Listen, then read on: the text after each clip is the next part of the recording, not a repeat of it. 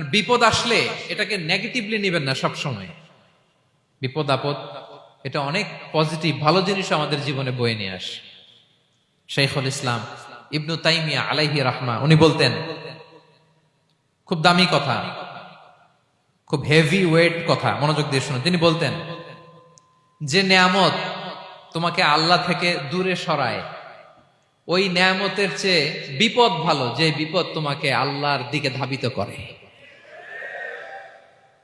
I repeat, আমি আবারও বলি, যে নাজ নেয়ামত তোমাকে আল্লাহ থেকে দূরে সরিয়ে দেয়, সে নাজ নেয়ামতের চেয়ে ওই বিপদ আপদ ভালো, যে বিপদ আপদ তোমাকে আল্লাহর কাছে টেনে দেয়।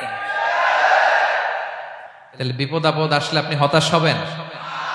আর কখনো দুঃখ করবেন? মোয়ারের ভাইয়েরা, আর মন খারাপ করবেন? আপনি খেয়াল করে দেখেন, বিপদ আসলে আমরা আল্লাহরে ডাকি বেশি। যখন অসুস্থ আপনি খেয়াল করেন তো, আল্লাহ আল্লাহ তুমি ছাড়া বাঁচানোর কেউ নাই, আল্লাহ তুমি হেফাজত করো, আল্লাহ তুমি সুস্থ করে দাও। যখন লাইফ থ্রেট, আপনি গুম হয়ে যেতে পারেন, আপনার কারাবন্দি করতে পারে, এরকম একটা বিপদের মধ্যে আছেন, তখন খেয়াল করেন তো আল্লাহর সাথে আপনার কানেক্টিভিটি, রিলেশনশিপটা কতটা ডেভেলপ হয়। কারণ বিপদে পড়লে আমরা আল্লাহরে ডাকি বেশি।